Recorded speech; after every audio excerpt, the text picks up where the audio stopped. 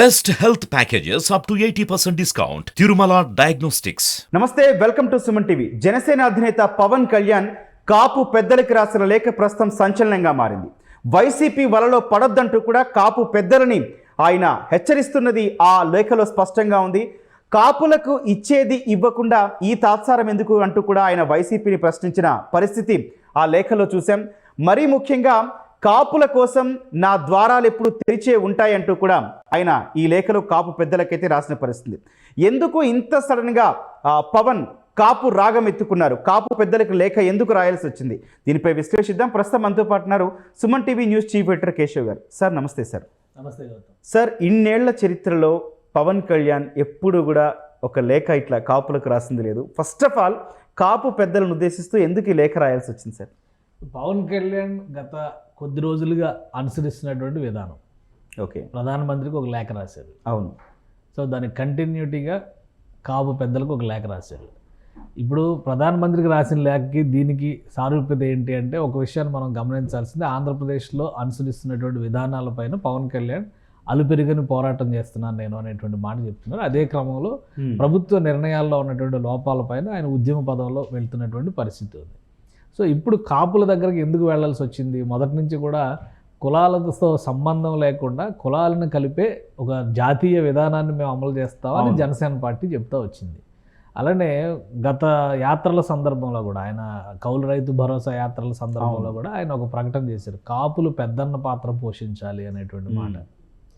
So Pawan Kalyan ఎప్పుడైతే తెలుగుదేశం పార్టీతో కలుస్తాము, పొత్తు పెట్టుకుంటున్నాము అనేటువంటి ప్రకటన చేశారో అప్పటి నుంచి కూడా సామాజిక వర్గంలో ఒక అలజడి మొదలైంది. ఒక అలజడి రేపేటువంటి ప్రయత్నం ఎత్తుగడ జరిగింది. దానికి కారకులు ఎవరైనా కావచ్చు, బయట వ్యక్తులు కావచ్చు, లోపల వ్యక్తులు కావచ్చు, పార్టీలు కావచ్చు, రాజకీయ పార్టీల అధినేతలు కావచ్చు, ఎవరైనా కానీ ఒక గందరగోళ స్థితిని ఎలా సృష్టించారంటే, పవన్ కళ్యాణ్ ఎప్పటికీ పల్లకి మోసే బోయిగానే మిగిలిపోతారు, కాపులు కలగనటువంటి రాజ్యాధికారం ఎప్పటికీ రాదు పవన్ కళ్యాణ్ని నమ్ముకుంటే అనేటువంటి కోణం ఈ మధ్యకాలంలో ప్రస్ఫుటంగా ప్రజల్లోకి తీసుకెళ్లేటువంటి ప్రయత్నం జరుగుతుంది.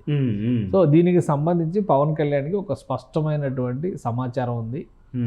అదే సందర్భంలో ఇప్పుడు మనం చెప్పుకోవాల్సినటువంటి కాపు పెద్దలు, ముఖ్యంగా ముద్రగడ పద్మనాభం గారి ఫ్యామిలీ, అలానే వంగవీటి ఫ్యామిలీ. వంగవీటి ఫ్యామిలీ విషయంలో ఇంకా స్పష్టత రాకపోయినా ముద్రగడ పద్మనాభం గారు దాదాపు ఒక 2 ఏళ్లుగా మనం జరిగినటువంటి పరిణామ క్రమాన్ని అంతా చూస్తే కూడా, ఈవెన్ ద్వారంపూడి చంద్రశేఖర్ రెడ్డి అనేటువంటి ఒక ఎమ్మెల్యే విషయంలో పవన్ కళ్యాణ్ చేసినటువంటి ఆరోపణలకి మొదటిసారిగా రెస్క్యూకి వచ్చి బయటకు వచ్చి మాట్లాడినటువంటి ముద్రగడ పద్మనాభం గారు ఎటువైపు ఉన్నారనేది ప్రజలందరూ కూడా అర్థమైపోయింది. ఇప్పుడు అధికారికంగా ఆయన అధికార పార్టీలో జాయిన్ అవుతారు, ఆయన పోటీ చేస్తారా? అధికార పార్టీ ప్రిఫరెన్స్ ఏంటంటే ఆయనే నేరుగా బరిలోకి దింపాలని, బట్ ఆయన చాయిస్ ఏంటంటే ఆయన కుమారుడికి టికెట్ ఇవ్వాలని. సో ఇలాంటి చర్చలు జరుగుతున్నటువంటి పరిస్థితి ఉంది. అదే క్రమంలో వంగవీటి ఫ్యామిలీని అంటే వంగవీటి రాధాని ఇప్పుడు ప్రస్తుతం ఆయన తెలుగుదేశం పార్టీలో ఉన్నారు. లాస్ట్ టైం ఎలక్షన్స్లో స్టార్ క్యాంపెయినర్ అని, ఆయన ఎక్కడ పోటీ చేయలేదు, తెలుగుదేశం పార్టీ తరఫున ప్రచారం చేశారు. తెలుగుదేశం తర్వాత అధికారంలోకి వస్తే ఆయనకి ఎమ్మెల్సీ అనుకున్నారు, కానీ ఆ పరిస్థితి రాలేదు. కాబట్టి పరిస్థితులు కూడా అంతగా అనుకూలంగా లేవు. కాబట్టి ఆయన కొంత న్యూట్రల్గా ఉన్నారని చెప్పాల్సి వస్తుంది. పార్టీ యాక్టివిటీలో పూర్తిగా కలవకపోయినా అప్పుడప్పుడు అడపా మాత్రం దర్శనం ఇస్తూ ఉన్నారు. సరే, వ్యక్తిగత కార్యక్రమాలు మొన్న ఈ మధ్య రంగా గారి వర్ధంతి జరిగిన సందర్భంలో కూడా ఆయన కాశీలో ఉన్నారు, అక్కడ ఏదో కార్యక్రమాలు నిర్వహించారు. ఆయనతో మళ్ళీ ఉన్నది కొడాలి నాని, ఇట్లా ఇవన్నీ కూడా వస్తున్నాయి. సో వీళ్ళందరూ మళ్ళీ వైసీపీ వైపు వెళ్ళేటువంటి పరిస్థితి ఉంది. సామాజిక సమీకరణల పరంగా వైసీపీ ఒక ఈక్వేషన్ని అమలు చేసేటువంటి ప్రయత్నం చేస్తుంది. ఎందుకంటే పవన్ కళ్యాణ్ వెంట నడుస్తుంది ఎక్కువగా కాపు యువత అనేది చాలా క్లియర్గా వస్తున్నటువంటి సమాచారం. దాన్ని ప్రొటెక్ట్ చేసుకునేటువంటి ఒక వ్యూహంలో భాగంగా పవన్ కళ్యాణ్ నేరుగా మొదటిసారిగా కులాల ప్రస్తావనతో ఒక లెటర్ రాయాల్సినటువంటి పరిస్థితి వచ్చింది. దీనికి ఒక 2 అంశాలు కీలకమైనటువంటి అంశాలు ఉన్నాయి. ఒకటి ఏంటంటే తెలుగుదేశం పార్టీకి ఆయన మద్దతు ఇవ్వడం ఒకటైతే, రెండోది ఏంటంటే కమ్మ కాపు వైషమ్యాల విషయంలో ఈ మధ్యకాలంలో జరుగుతున్నటువంటి ప్రచారం. అంటే అదేదో జన్మశత్రువుల్లాగా, ఆజన్మశత్రువుల్లాగా మీరు ఎప్పటికీ కలవకూడదు అనేటువంటి రీతిలో జరుగుతున్నటువంటి ప్రచారానికి ఒక క్లారిటీ ఇచ్చేటువంటి ప్రయత్నంగా పవన్ కళ్యాణ్ రాసినటువంటి లెటర్ను మనం చూడాలి. అందులో 2-3 అంశాలు, చాలా కీలకమైనటువంటి అంశాలు ప్రస్తావించారు. ఒక పాయింట్ గురించి మాట్లాడుకుందాం సార్. కాపులకు రిజర్వేషన్ ఇచ్చేది లేదని కరాఖండిగా చెప్పి కాపులను విడగొడుతున్న వారిని మొదటగా ప్రశ్నించాలని మెన్షన్ చేశారు. అంటే ఎవరిని ప్రశ్నించాలి? పవన్ కళ్యాణ్ ఉద్దేశం ఏమై ఉంటుంది? అంటే చాలా క్లియర్గా జగన్మోహన్ రెడ్డి అనేది అందులో ఇక అర్థమైపోతుంది కదా ఎవరికి కూడా. ఎందుకంటే అంటే మంచో చెడో చంద్రబాబు నాయుడు కొన్ని నిర్ణయాలు తీసుకున్నప్పుడు ఆ సమాజాలకి, ఆ కుల సమాజాలకి ఒక రకమైనటువంటి బెనిఫిట్ జరిగినటువంటి పరిస్థితి ఉన్నప్పటికీ కూడా దానికి రావాల్సినటువంటి క్రెడిట్ మాత్రం చంద్రబాబు నాయుడుకి ఎప్పుడు రాలా. దానికి 100 కారణాలు ఉండొచ్చు. ఆయన తీసుకున్నటువంటి నిర్ణయాలు, అమలైనటువంటి తీరు విషయంలో ఉన్నటువంటి ఆక్షేపణలు ఇవన్నీ కూడా మనం చూడాల్సింది. అందుకే పవన్ కళ్యాణ్ నేరుగా చెప్పినట్టు మాట ఏంటంటే కాపు రిజర్వేషన్ అనేది అసాధ్యం, ఇవ్వడం కుదరదు అనేటువంటి మాట చెప్పింది జగన్మోహన్ రెడ్డి గారు. గత ఎన్నికల ప్రచారంలో ఆయన జగ్గంపేట తూర్పుగోదావరి జిల్లా లెటర్లో కూడా అది రాశారు. సామాజిక వర్గానికి ఏ జిల్లా అయితే బలమైన జిల్లా అనుకున్నారో నేరుగా ఆ జిల్లాకే వచ్చి ఈ రిజర్వేషన్ సాధ్యం కాదు అని తేల్చి చెప్పారు. అలాంటి వ్యక్తితో ఉంటారా అనేటువంటి ప్రశ్న. ఎందుకంటే కాపు రిజర్వేషన్ల కోసమే కదా తునిఘటనలు జరిగింది, ఇన్ని రోజుల నుంచి కేసులు ఎదుర్కొంటుంది, ఎంతమందిని అందరిని, అంటే ముఖ్యంగా కాపు పెద్దల్ని, ఇంట్లో ఉన్నటువంటి ఆడవాళ్ళతో సహా అందరినీ బజార్లోకి లాగి తిట్టారనేటువంటి మాటలు చెప్తుంది. మరి ఆ కాపు రిజర్వేషన్ ఇవ్వను అని చెప్పినటువంటి నాయకుడి విషయంలో మీ వైఖరి ఏంటి అనేది కూడా చెప్పండి అని అడుగుతున్నారు. ఇప్పుడు ఉద్యమకారుల పైన వ్యక్తిగత నిందలు చాలా వస్తాయి. కేసీఆర్ మీద అంతకంటే ఎక్కువ వచ్చింది తెలంగాణ ఉద్యమ సమయంలో. కానీ వ్యక్తిగతమైనటువంటి నిందలను పక్కన పెట్టి ఉద్యమ లక్ష్యం కోసం పనిచేయాలి కదా. మరి ఉద్యమ లక్ష్యం విషయంలో ఇక్కడ ఎందుకు 5 ఏళ్లుగా నిద్రపోయింది ఆ లక్ష్యం అనేటువంటి ప్రశ్నని పవన్ కళ్యాణ్ లేవనెత్తారు. ఈ విషయాన్ని మీరు ఆలోచించండి అనేటువంటి మాట చెప్పారు. రాజ్యాధికారం విషయంలో ఒక వ్యూహం ఉంది, దాన్ని తీసుకునేటువంటి ప్రతి నిర్ణయానికి కూడా ఒక సహేతుకత ఉంది. అదే నిర్ణయం తీసుకోవడంలో ప్రధానమంత్రి నరేంద్ర మోడీ కూడా దీనికి అనుకూలంగా ఉన్నారు కాబట్టి టీడీపీ జనసేన అనేటువంటి అది కూడా ఆయన ప్రస్తావించారు. అంటే తను చేసినటువంటి ప్రతి అంశానికి ఒక జస్టిఫికేషన్ చేసుకుంటూ ఒక క్లియర్ కమ్యూనిటీకి ఒక క్లారిటీ ఇచ్చారు పవన్ కళ్యాణ్ అని మనం అనుకోవాల్సి ఉంటుంది. ఇంకోటి ఏంటంటే తప్పిదాలు ఏవైతే జరిగినాయో వాటికి సంబంధించి గతంలో ఎస్సీ వర్గీకరణకు సంబంధించి చంద్రబాబు నాయుడు గవర్నమెంట్ ఒక 2 ఏళ్ళు 3 ఏళ్ళు అమలు చేసింది.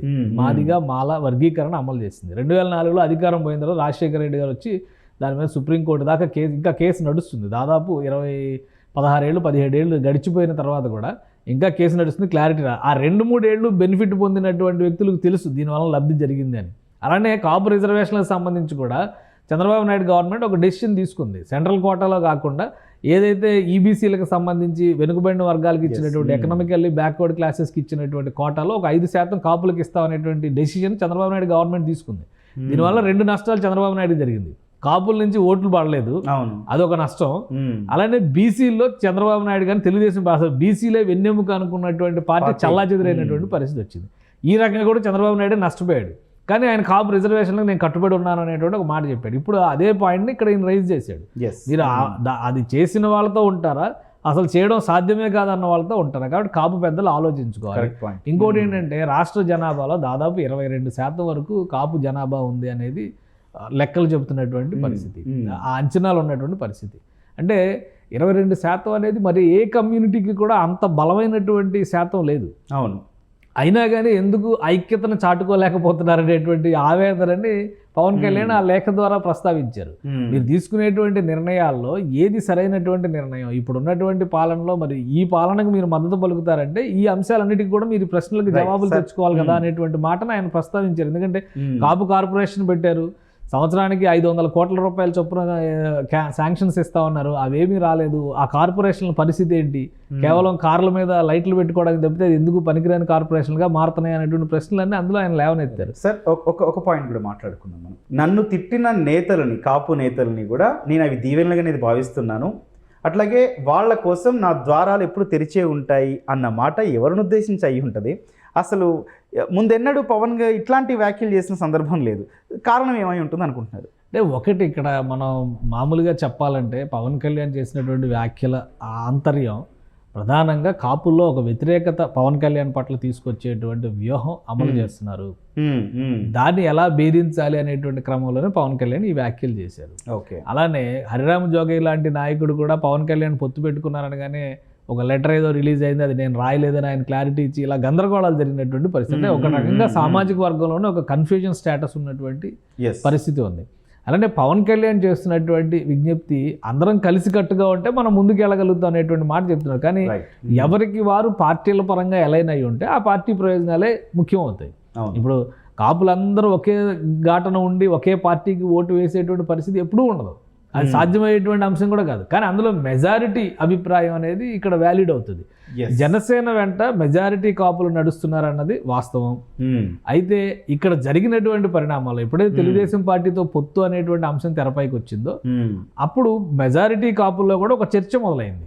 మళ్ళీ సీఎం అనేటువంటి ఆలోచన మనం చేసాం, మళ్ళీ వాళ్ళకు ఊడిగం చేసేటువంటి పరిస్థితేనా అనేటువంటి మాట అందులో పదే పదే మెన్షన్ చేస్తున్నటువంటి పరిస్థితి, కొంతమంది కుల సంఘాల నాయకులు కూడా నేరుగా ప్రస్తావిస్తున్నటువంటి పరిస్థితి ఉంది. అందుకే పవన్ కళ్యాణ్ ఆ లెటర్లో క్లియర్గా ఒక మాట రాశారు, శాసనపరమైనటువంటి వ్యవస్థలో నాకు ఒక్క రిప్రజెంటేషన్ మీరు ఇవ్వకపోయినప్పటికీ కూడా నేను ప్రజల పక్షాన నిలబడి పోరాడుతున్నాను అనేటువంటి మాటని లెటర్లో ప్రత్యేకంగా ఎందుకు ప్రస్తావించారు పవన్ కళ్యాణ్ అనేది కూడా ఆలోచించాలి.